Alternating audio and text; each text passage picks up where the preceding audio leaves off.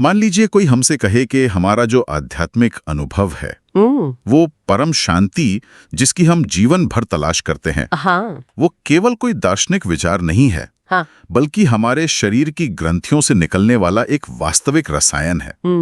और ये सुनने में मतलब एकदम किसी साइंस फिक्शन फिल्म की कहानी जैसा लगता है ना। एकदम। और ये भी कि प्राचीन ग्रंथों में शिव के रूप का जो वर्णन है वो असल में हमारे मस्तिष्क की एनाटॉमी यानी हमारे शरीर विज्ञान का एक बहुत ही सटीक नक्शा है। ये सच में चौंकाने वाली बात है। देखिए, हम अक्सर चीजों को अलग अलग खानों में बांटकर देखने के आदी हो गए हैं। हाँ, विज्ञान एक तरफ और अध्यात्म दूसरी तरफ। सही कहा। विज्ञान जो प्रयोगों और डेटा पे चलता है, और अध्यात्म जिसे हम बस आस्था या विश्वास का विषय मान लेते हैं। लेकिन जब हम इन दोनों के बीच की दीवारों को गिराते हैं ना, तो जो तस्वीर उभर कर आती है वो हमारी कल्पना से भी ज्यादा गहरी और तार्किक होती है। और यही आज की इस गहन चर्चा का मुख्य उद्देश्य है। इस डीप डाइव में हम एक बेहद रोचक और दार्शनिक स्रोत पर विचार करने वाले हैं, जिसका शीर्षक है भक्ति रूपा सेतु। बिल्कुल। जो बात इस स्रोत को खास बनाती है वो ये है कि ये कोई आम धार्मिक प्रवचन नहीं है। ये आध्यात्मिकता की पूरी प्रक्रिया का एक तरह से डिकोडिंग है। हाँ, जिसमें दर्शन शास्त्र शामिल है, मानव मनोविज्ञान है, और सबसे हैरानी की बात, हमारी बायोलॉजी भी शामिल है। तो चलिए इसे थोड़ा गहराई से समझते हैं। सबसे पहले ये सेतु या पुल क्या है? मतलब स्रोत बार बार इस शब्द का इस्तेमाल क्यों कर रहा है? देखिए, सेतु का शाब्दिक अर्थ ही होता है एक पुल। यहाँ स्रोत ना एक बहुत ही शानदार रूपक का उपयोग कर रहा है। अच्छा, कैसा रूपक? अगर हम कल्पना करें कि एक तरफ जीव है यानी हम लोग, जो एक सीमित चेतना वाले साधारण प्राणी है, और दूसरी तरफ शिव है यानी परम चेतना, असीमित ऊर्जा। और इन दोनों के बीच, इन दोनों के बीच जो खाई है, उसे पार करने के लिए जिस माध्यम की जरूरत होती है उसे ही सेतु कहा गया है। मतलब ये पुल सीमित को असीमित से जोड़ने का काम करता है। एकदम सही। यहाँ स्रोत एक बहुत ही बड़ा दावा करता है जो ज्ञान, कर्म और भक्ति की हमारी पारंपरिक समझ को पूरी तरह से पलट देता है। हाँ, ये हिस्सा बहुत दिलचस्प है। आमतौर पर समाज में यही माना जाता है ना कि ईश्वर तक पहुंचने के 3 अलग-अलग रास्ते हैं, या तो कोई ज्ञानी बन जाए, या कर्मयोगी, या फिर भक्त। बिल्कुल, लोग इसे अलग-अलग मार्ग मानते हैं, लेकिन ये स्रोत कहता है कि अलग-अलग रास्ते नहीं हैं, बल्कि इसी एक पुल के अलग-अलग चरण हैं। मतलब एक ही प्रोसेस का हिस्सा है। हाँ, ये एक बहुत ही महत्वपूर्ण अंतर है जिसे समझना जरूरी है। स्रोत के अनुसार ज्ञान कोई अलग रास्ता नहीं है। ज्ञान का अर्थ है इस पुल का सूक्ष्मता से निरीक्षण करना। निरीक्षण करना मतलब जैसे कोई इंजीनियर किसी पुल को देखकर ये समझे कि इसमें कौन सा मटेरियल लगा है, इसकी वास्तुकला कैसी है, ये कितना मजबूत है। अच्छा, तो जब कोई व्यक्ति शास्त्रों का अध्ययन करता है, बिल्कुल, जब वो ईश्वर की प्रकृति को बौद्धिक स्तर पर समझता है, तो वो ज्ञान है। वो केवल पुल का विश्लेषण कर रहा है। रुको, अगर ज्ञान सिर्फ पुल का विश्लेषण करना है तो फिर कर्म क्या है? क्या इसका मतलब उस पुल पर चलना है? एकदम सही पकड़े। जब किसी ने पुल को समझ लिया तो अगला कदम है उस पर चलना। कर्म का अर्थ है उस पुल पर चलने की चेष्टा करना, यानी जो हम प्रैक्टिकल करते हैं। हाँ, ध्यान करना, साधना करना, अपने ज्ञान को व्यवहार में लाना, ये सब कर्म है। कोई केवल किनारे पर खड़े होकर पुल की मजबूती की तारीफ तो नहीं कर सकता ना, उसे कदम बढ़ाना ही होगा। यहाँ मैं स्रोत में दी गई एक बहुत ही सटीक उपमा लाना चाहूंगा जो मुझे व्यक्तिगत रूप से बहुत पसंद आई। आम का उदाहरण। अरे हाँ, वो आम के पेड़ वाला उदाहरण बहुत प्यारा है। अगर कोई व्यक्ति आम के पेड़ के पास जाता है, उसकी पत्तियों का, उसकी शाखाओं का और मिट्टी का अध्ययन करता है, तो वो ज्ञान है। बिल्कुल। लेकिन केवल पेड़ को देखने और समझने से आम के स्वाद का पता थोड़ी चलता। सही कहा। और फिर वो व्यक्ति पेड़ पर चढ़ने की कोशिश करता है, वो टहनियों को पकड़ता है, पसीना बहाता है, मेहनत करता है। ये जो शारीरिक और मानसिक प्रयास है ना, ये कर्म है। लेकिन ध्यान देने वाली बात यह है कि केवल पेड़ पर चढ़ जाने से भी आम का स्वाद नहीं मिल जाता। और यहीं पर सबसे बड़ा खुलासा होता है। स्रोत कहता है कि असली स्वाद तो तब मिलता है जब उस आम को तोड़कर चखा जाता है। बिल्कुल। और वो जो स्वाद है, और आम को चखने पर जो आनंद की अनुभूति होती है, जो रस मिलता है, वो भक्ति है। हाँ, यानी भक्ति कोई साधना या क्रिया नहीं है, जैसे कि हम अक्सर सोचते हैं कि भजन गाना या घंटी बजाना भक्ति है। भक्ति वो अवस्था है जब कोई वास्तव में उस पुल को पार कर लेता है। ये एक बहुत ही गहरा निष्कर्ष है। भक्ति कोई किए जाने वाला काम नहीं है, बल्कि ये एक अवस्था है, एक state of being. State of being. जब कोई आम का स्वाद चख रहा होता है, तब उसके दिमाग में ये विचार नहीं आता कि पेड़ की जड़ें कितनी गहरी हैं। हाँ, विश्लेषण रुक जाता है। बिल्कुल। इसी तरह जब कोई व्यक्ति ज्ञान और कर्म के माध्यम से उस पुल को पार कर लेता है, तो वो सीधे परमानंद की अवस्था में पहुंच जाता है। लेकिन यहाँ एक पेचीदा दार्शनिक सवाल उठता है। अगर कोई व्यक्ति पुल पार कर लेता है और शिव तक पहुंच जाता है, तो उस व्यक्ति का क्या होता है? कई लोग द्वैत में विश्वास करते हैं, जहां भक्त और भगवान हमेशा अलग अलग रहते हैं। उनका तर्क होता है कि अगर भक्त भगवान में मिल गया, तो फिर भक्ति कौन करेगा? ये एक बहुत ही आम भ्रांति है। देखिए, लोग द्वैत को इसलिए पकड़कर रखना चाहते हैं क्योंकि उन्हें अपने मैं या अहंकार के खो जाने का डर होता है। हाँ, अपनी आइडेंटिटी खोने का डर। बिल्कुल। लेकिन स्रोत यहाँ एक बहुत ही जटिल मनोवैज्ञानिक अवधारणा प्रस्तुत करता है, जिसे विषय का आत्मस्थीकरण कहा गया है। विषय का आत्मस्थीकरण, ये तो बहुत भारी भरकम शब्द लगता है। इसे हम आसान भाषा में कैसे समझें? इसका रोजमर्रा की जिंदगी से क्या नाता है? मैं बताती हूँ। इसे ऐसे समझिए, हम दुनिया को कैसे अनुभव करते हैं? एक मैं होता है जो देखने वाला है, यानी सब्जेक्ट। ओके, सब्जेक्ट और ऑब्जेक्ट। जैसे मान लीजिए हम एक कप कॉफी देख रहे हैं, हम सब्जेक्ट है, कॉफी ऑब्जेक्ट है।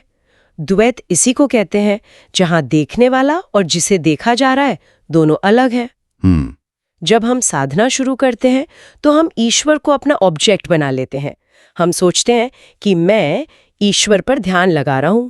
जब तक हम पुल पार कर रहे होते हैं, ये द्वैत बना रहता है। तो जब कोई पुल पार कर लेता है, तब ये द्वैत कैसे टूटता है? जब व्यक्ति पुल पार कर लेता है, तो वो मैं और ईश्वर के बीच की जो दीवार है ना, वो गिर जाती है। व्यक्ति का अपना अलग अस्तित्व पूरी तरह से उस परम चेतना में विलीन हो जाता है।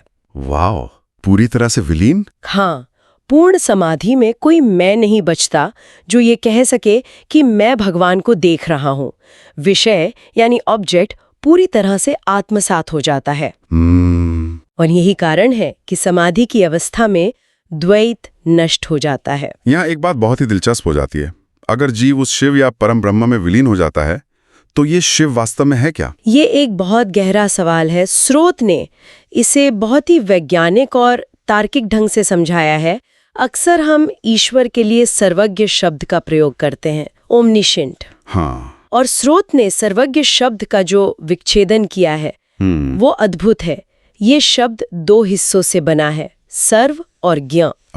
तो सर्व का क्या मतलब हुआ यहाँ? सर्व का अर्थ है प्रकृति के तीन गुण, सत्व यानी शांति और ज्ञान, रजस यानी गति और ऊर्जा, और तमस यानी जड़ता और अंधकार। सत्व, रजस, तमस। बिल्कुल। ये पूरा ब्रह्मांड, हर गैलेक्सी, हर विचार इन्हीं तीन गुणों से मिलकर बना है।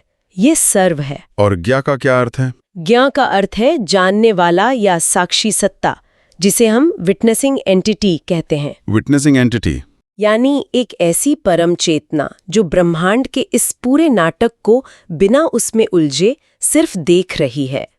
वो सर्वज्ञ है क्योंकि वो हर कण के भीतर मौजूद होकर उसका साक्षी है। क्या बात है। स्रोत परम ब्रह्म को महाकाल भी कहता है। हम अक्सर समय को एक सीधी रेखा में देखते हैं, जो बीत गया, जो चल रहा है और जो आने वाला है। हाँ, पास्ट, प्रेजेंट, फ्यूचर। लेकिन परम ब्रह्म के लिए समय का कोई मतलब ही नहीं है ना? बिल्कुल नहीं। देखिए, समय या काल की हमारी समझ बहुत सीमित है। समय असल में क्या है? ये दो घटनाओं के बीच की दूरी का माप है। जब मन कोई घटना अनुभव करता है, तब समय पैदा होता है। लेकिन परम ब्रह्म नित्य हैं। वे किसी घटना या बदलाव के अधीन नहीं है। अच्छा। इसलिए काल उन पर हावी नहीं होता, बल्कि काल स्वयं उनके भीतर मौजूद है। इसी तरह उन्हें सूक्ष्मात सूक्ष्मतर कहा गया है, यानी सूक्ष्म से भी सूक्ष्म। इस सूक्ष्मता वाले बिंदु को थोड़ा और खोलते हैं। स्रोत कहता है कि सूक्ष्म होना सापेक्ष है, रिलेटिव है। जो चीज एक इंसान के लिए सूक्ष्म है, वो दूसरे के लिए नहीं हो सकती। बिल्कुल। जैसे एक सामान्य व्यक्ति के लिए हवा सूक्ष्म है क्योंकि वो उसे देख नहीं सकता, लेकिन एक वैज्ञानिक के लिए हवा के अणु बहुत भौतिक और स्थूल हैं। हाँ, वो तो उन्हें माइक्रोस्कोप से देख सकते हैं। सही कहा। परम पुरुष सबसे सूक्ष्म है क्योंकि वे हर चीज के मूल कारण हैं। जो चीज जितनी मूल होती है वो उतनी ही सूक्ष्म होती है। और यहीं पर स्रोत एक ऐसी बात कहता है जो ध्यान करने वालों की पूरी दुनिया को हिलाकर रख सकती है। वो क्या? स्रोत कहता है दृश्य से दृष्टा की ओर। अभी हमने बात की थी कि हम ध्यान में ईश्वर को अपना विषय बनाते हैं, अपना ऑब्जेक्ट। लेकिन स्रोत कहता है कि परमात्मा कभी किसी का विषय हो ही नहीं सकता। यह एक महत्वपूर्ण सवाल खड़ा करता है। अगर परमात्मा हमारा विषय नहीं हो सकता तो फिर ध्यान में हम कर क्या रहे हैं? हम आंखें बंद करके किसे देख रहे हैं? हाँ, ये तो पूरा कॉन्सेप्ट ही पलट गया। स्रोत स्पष्ट करता है कि हमारी इंद्रियां और हमारा मन बहुत सीमित हैं। एक सीमित चीज किसी असीमित चीज को कैसे घेर सकती है? तो इसका मतलब है कि हम कभी ईश्वर को देख नहीं सकते। हम ईश्वर को एक वस्तु की तरह नहीं देख सकते। जब ध्यान की गहराई में उतरा जाता है ना, तो एक बहुत ही चमत्कारी बदलाव होता है। कैसा बदलाव? शुरुआत में हमें लगता है कि मैं परमात्मा पर ध्यान लगा रहा हूं, लेकिन जैसे जैसे मन सूक्ष्म होता है, व्यक्ति को अचानक ये अनुभव होने लगता है कि परमात्मा उसे देख रहा है। ओह, ये तो नजरिया ही पूरी तरह बदल गया। मतलब हम दृष्टा या देखने वाले नहीं हैं, हम दृश्य हैं, देखे जाने वाले हैं। बिल्कुल। जब ये अनुभूति होती है कि मैं खुद देखा जा रहा हूं, तब अहंकार का वो बुलबुला फूट जाता है जो कहता था मैं साधना कर रहा हूं। और इसी क्षण व्यक्ति का अपना अलग अस्तित्व उस परम चेतना में लुप्त होने लगता है। तत् और त्वम, यानी वह और तुम, इसका अंतर खत्म हो जाता है। ये एक बहुत ही गहरा और थोड़ा डराने वाला मनोवैज्ञानिक अनुभव भी हो सकता है। पर यह सब घटित कहाँ होता है? जब चेतना इस स्तर पर पहुंचती है तो इसका अनुभव कहाँ होता है? यहां स्रोत हमें बाहरी दुनिया से हटाकर हमारे मन के आर्किटेक्चर की ओर ले जाता है। मन के चार धाम। हाँ, जब हम चार धाम सुनते हैं तो हमारे दिमाग में भारत के 4 पवित्र तीर्थ स्थलों की तस्वीर आती है। बिल्कुल, जहां लोग यात्रा करने जाते हैं। लेकिन स्रोत इसे पूरी तरह से मनोवैज्ञानिक नजरिए से देखता है। धाम का अर्थ है घर। यहाँ मन के 4 स्तरों को 4 धाम कहा गया है। ये है चेतन मन यानी कॉन्शियस, अवचेतन मन सबकॉन्शियस, अचेतन मन अनकॉन्शियस और अंत में निरालंब अवस्था जिसे तुरीय अवस्था कहा जाता है। इसे थोड़ा विस्तार से समझते हैं। हर स्तर पर भोक्ता और भोग्या का खेल चल रहा है, सब्जेक्ट और ऑब्जेक्ट का। चेतन मन तो वो है जिसका इस्तेमाल हम अभी कर रहे हैं। हाँ, बाहरी दुनिया हमारा भोग्य या ऑब्जेक्ट है। सही है। लेकिन जब हम सोते हैं और सपने देखते हैं तब हमारा चेतन मन सो जाता है। वहां अवचेतन मन सक्रिय होता है। सपनों में कोई बाहरी दुनिया नहीं होती। वहां हमारा मन खुद ही विषय बनाता है और खुद ही उसे अनुभव करता है। हमारी यादें और दबी हुई इच्छाएं वहां का ऑब्जेक्ट बन जाती हैं। और फिर आती है गहरी नींद की अवस्था, यानी अचेतन मन, जहां न कोई सपना है, न बाहरी दुनिया का ज्ञान, सब कुछ शांत है। हाँ, लेकिन ये अंतिम अवस्था नहीं है। स्रोत सबसे ज्यादा जोर तुरीय अवस्था पर देता है। ये तुरीय अवस्था गहरी नींद से कैसे अलग है? ये बहुत ही महत्वपूर्ण अंतर है। देखिए, गहरी नींद में शांति तो है, लेकिन वहां अवेयरनेस या जागरूकता नहीं है। इंसान बेहोश सा होता है। बिल्कुल। लेकिन तुरीयावस्था में पूरी तरह से जागरूकता होती है। बस मन के पास सोचने के लिए कोई बाहरी या आंतरिक विषय नहीं होता, कोई ऑब्जेक्ट नहीं होता। हाँ, मन को किसी आलम्ब यानी सहारे की जरूरत नहीं होती। वो एक पूरी तरह से शांत महासागर की तरह बन जाता है। स्रोत यहाँ ये भी कहता है कि इस अवस्था में मौलिक सृष्टि, ओरिजिनल क्रिएशन संभव है। इसका क्या मतलब हुआ?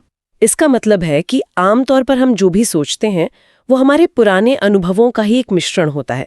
हमारे विचार बासी होते हैं। हाँ, पास्ट मेमोरीज से आते हैं। लेकिन जब मन तुरीयावस्था में पहुंचकर पूरी तरह से शांत और निरालंब हो जाता है, तब वो परम चेतना के साथ एक सुर में आ जाता है। वहां से जो विचार या ऊर्जा निकलती है वो बिल्कुल नई, मौलिक और शुद्ध होती है। और यहीं पर स्रोत एक बहुत ही रोचक ऐतिहासिक संदर्भ देता है। स्रोत सदाशिव का उल्लेख करता है। हम आमतौर पर शिव को एक पौराणिक देवता मानते हैं, लेकिन ये स्रोत उन्हें लगभग 7000 वर्ष पूर्व हुए एक ऐतिहासिक महापुरुष के रूप में प्रस्तुत करता है, जो निरंतर इसी तुरीयावस्था में रहते थे। हाँ, उन्हें महाकौल भी कहा गया है। महाकौल वो होता है जो अपनी आध्यात्मिक ऊर्जा से दूसरों की कुंडलिनी यानी सुषुप्त चेतना को जगाने में समर्थ हो। सदाशिव केवल ही दार्शनिक विचार नहीं थे, बल्कि एक ऐसे योगी थे जिनका हर अनुभव, हर कर्म तुरीयावस्था से संचालित होता था। अच्छा। जब कोई व्यक्ति ध्यान के माध्यम से इस अवस्था तक पहुंचता है तो उसे लगता है कि ये पूरा ब्रह्मांड उसी की अभिव्यक्ति है। वो भवानी शक्ति यानी विश्व को रचने वाली शक्ति को अपने ही भीतर महसूस करता है। तो इन सब का आखिर मतलब क्या है? हम दर्शन शास्त्र, मन के स्तर और तुरीयावस्था की इतनी गहरी बातें कर रहे हैं। हाँ, लेकिन एक आम इंसान के लिए इसका क्या महत्व है?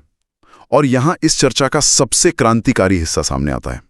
ये पूरी दार्शनिक चर्चा अचानक से हमारे भौतिक शरीर और बायोलॉजी से जुड़ जाती है। बिल्कुल। ये सिर्फ ख्याली पुलाव नहीं है, इसका सीधा असर हमारी बायोलॉजी पर पड़ता है। अगर हम इसे व्यापक तस्वीर से जोड़ें तो हमारा शरीर कोई मशीन नहीं है, ये रसायनों और ग्रंथियों का एक बहुत ही संवेदनशील नेटवर्क है। स्रोत स्पष्ट करता है कि जब कोई व्यक्ति पवित्र चिंतन करता है या ध्यान की गहरी अवस्था में जाता है तो उसके मस्तिष्क में स्थित सहस्रार ग्रंथि सक्रिय हो जाती है। आधुनिक जीव विज्ञान में हम इसे पीनियल या पिट्यूटरी ग्रंथि के कार्यों से जोड़कर देख सकते हैं। स्रोत कहता है कि जब ये ग्रंथि सक्रिय होती है तो वहां से एक विशेष प्रकार का रस यानी नेक्टर स्रावित होता है। और ये रस कोई रहस्यमयी चीज नहीं है, बल्कि ये एंडोफिन या सेरोटोनिन जैसे न्यूरोट्रांसमीटर का ही एक रूप है जो असीम आनंद और शांति का एहसास कराते हैं। हाँ, फील गुड हार्मोन्स। बिल्कुल। जब सहस्रार से ये रस नीचे की ओर बहता है तो ये शरीर की अन्य सभी ग्रंथियों को सकारात्मक रूप से प्रभावित करता है। व्यक्ति को जो समाधि का आनंद मिलता है, जिसके बारे में हमने वो आम चखने वाले उदाहरण में बात की थी, वो इसी जैविक प्रक्रिया का परिणाम है। इसका मतलब है कि आनंद कोई हवाई चीज नहीं है, ये एक बायोलॉजिकल रियलिटी है। एकदम सही। और स्रोत ये भी चेतावनी देता है कि दूषित और जड़ चिंतन यानी नकारात्मक विचार, नफरत, लालच, ये सब इस रस के स्राव को रोक देते हैं। बिल्कुल रोक देते हैं। देखिए, जब हम तनाव में होते हैं या नकारात्मक सोचते हैं तो हमारा शरीर कॉर्टिसोल जैसे स्ट्रेस हार्मोन छोड़ता है। ये उन आनंद देने वाले रसायनों के प्रवाह को रोक देता है। इसीलिए नकारात्मक सोच सचमुच हमारे शरीर के भीतर उस दिव्य आनंद के रास्ते को ब्लॉक कर देती है। और यहीं पर वो रहस्य खुलता है कि शिव को चंद्रशेखर क्यों कहा जाता है। हाँ, ये बहुत ही प्यारा कॉन्सेप्ट है। हम बचपन से कैलेंडर और तस्वीरों में देखते आ रहे हैं कि शिव के सिर पर एक आधा चांद सजा हुआ है। हम सोचते थे कि ये बस एक कलात्मक चित्रण है। लेकिन स्रोत इसकी जो बायोलॉजिकल व्याख्या करता है वो सच में दिमाग चकरा देने वाली है। ये कोई महज पौराणिक कहानी नहीं है, ये मानव चेतना और शरीर विज्ञान का एक बहुत ही गहरा रूपक है। चंद्रमा की 16 कलाएं मानी गई हैं। 15 तो दिखती हैं। हमें आसमान में घटती बढ़ती दिखती हैं, लेकिन एक 16वीं कला है जो पूरी तरह से अदृश्य है। इसे प्राचीन ग्रंथों में अमा कला या इंदु कहा गया है। और योगियों ने इस अदृश्य 16वीं कला को आसमान में नहीं बल्कि सीधे मानव मस्तिष्क में सहस्रार ग्रंथि के स्थान पर स्थापित किया। सही कहा। सहस्रार ग्रंथि उसी उच्चतम शांति और आनंद का स्रोत है जिसे वो 16वीं कला दर्शाती है। इसीलिए शिव के मस्तक पर वो चंद्रमा दिखाया जाता है और उन्हें चंद्रशेखर या चंद्रभूषण कहा जाता है। ये ग्रंथि उस अमृत का केंद्र है जो पूरे शरीर को शीतलता और शांति प्रदान करता है। जब मन इस अवस्था में पहुंचता है तो एक व्यक्ति का दुनिया को देखने का नजरिया पूरी तरह बदल जाता है। बिल्कुल बदल जाता है। जब कोई अपने भीतर उस आनंद को अनुभव कर लेता है तो बाहरी भौतिक चीजों के प्रति जो एक अंधी दौड़ है ना, वो खत्म हो जाती है। हाँ। तभी अनुभव होता है कि वो परम चेतना हर प्राणी के भीतर है। नई नैतिकता, एक नव्य मानवतावाद का जन्म होता है जिसे हम नियो ह्यूमनिज्म कहते हैं। नव्य मानवतावाद।